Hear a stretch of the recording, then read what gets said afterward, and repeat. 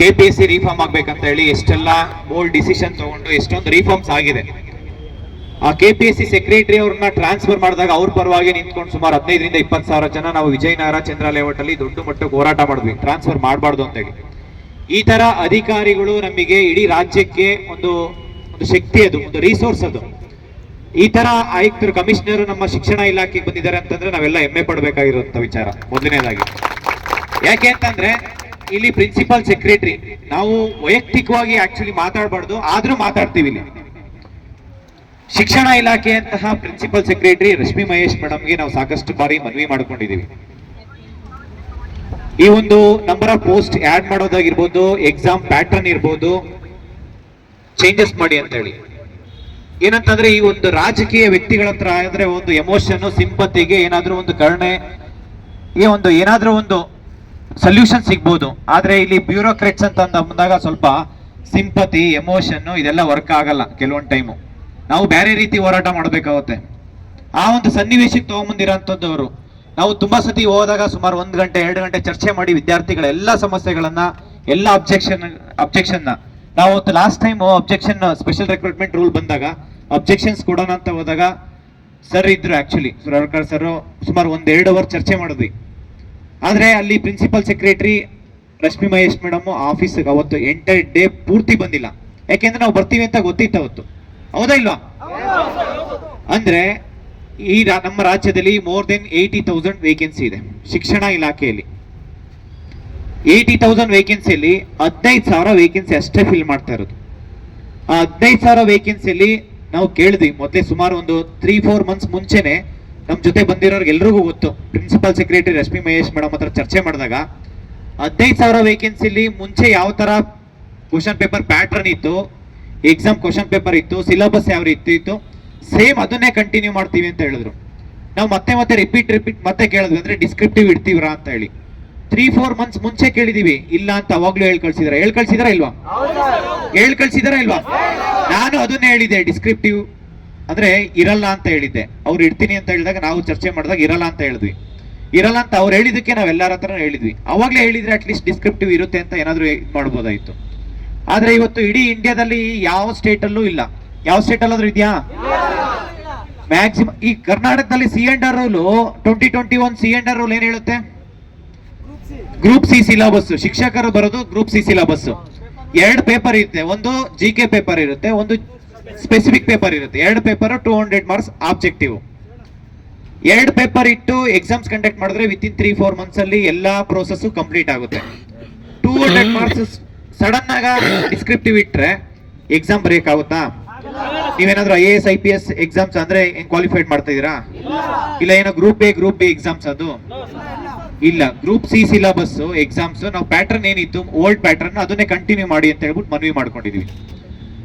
ಅದನ್ನ ಅವ್ರು ಅಕ್ಸೆಪ್ಟ್ ಮಾಡಿಲ್ಲ, ಅದಕ್ಕೋಸ್ಕರ ಈ ಹೋರಾಟ ಮಾಡ್ತಾ ಇರೋಂಥದ್ದು, ಹೌದಾ ಇಲ್ಲ? 2ನೇದು BCom ಅವ್ರಿಗೆ B.Ed ಮಾಡೋದಕ್ಕೆ ಅವಕಾಶ ಇದೆ, TET ಮಾಡೋದಕ್ಕೆ ಅವಕಾಶ ಇದೆ.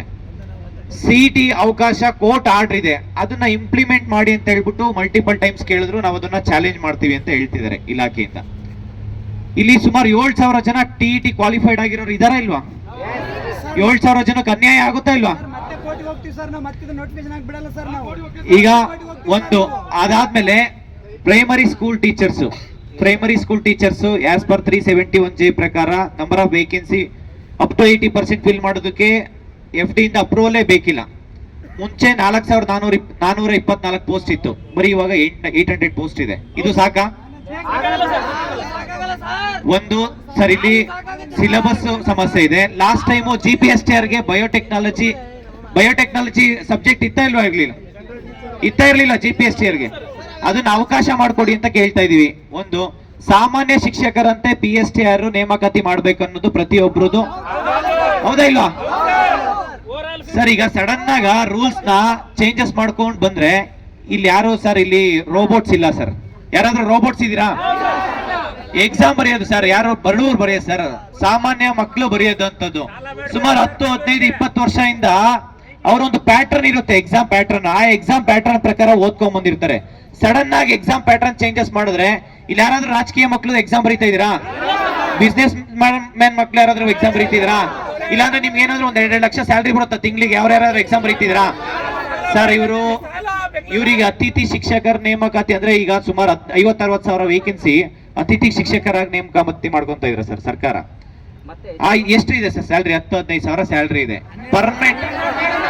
12 ಸಾವಿರಕ್ಕಿಂತ ಜಾಸ್ತಿ ಸ್ಯಾಲ್ರಿ ಇಲ್ಲ. ನಾವು ಏನ್ ಕೇಳ್ತಾ ಇದೀವಿ ಸರ್, 15 ಸಾವಿರ ಪೋಸ್ಟ್ ಅಲ್ಲಿ ಡಿಸ್ಕ್ರಿಪ್ಟಿವ್ ತೆಗಿಬೇಕು, ಮತ್ತೆ ಇನ್ನೂ ಒಂದು 15-20 ಸಾವಿರ ಪೋಸ್ಟ್ ಆಡ್ ಮಾಡಿ. 80 ಸಾವಿರ ಖಾಲಿ ಇದೆ, 40 ಸಾವಿರ ಪೋಸ್ಟ್ ತನಕ ನೀವು ಅಪ್ರೂವಲ್ ಮಾಡ್ಬೋದು. ಆಗಲ್ಲ ಅಂತಲ್ಲ ಸರ್. ಸಂಗೀತದ ಟೀಚರ್ಸ್ ಬ್ಲೈಂಡ್ ಸುಮಾರು ಒಂದು 20 ಟೈಮ್ಸ್ ಬಂದು ಮನವಿ ಕೊಟ್ಟಿದೀವಿ ಸರ್. ಅವ್ರು ನೋಡಿದ್ರೆ ನಿಜವಾಗ್ಲೂ ನಮ್ಗೆ ಕಣ್ಣಲ್ಲಿ ನೀರು ಬರುತ್ತೆ ಸರ್.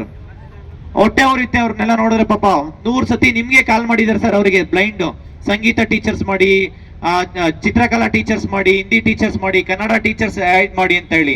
ಮರಾಠಿ ಟೀಚರ್ಸ್ ಇಲ್ಲ, ಮ್ಯಾಥ್ಸ್ ಟೀಚರ್ಸ್ ಇಲ್ಲ ಸರ್. 15 ಸಾವಿರ ಪೋಸ್ಟ್ ಅಲ್ಲಿ ಫಿಸಿಕಲ್ ಟೀಚರ್ಸ್ ಅಂತೂ 44 ಪೋಸ್ಟ್ ಇದೆ ಸರ್.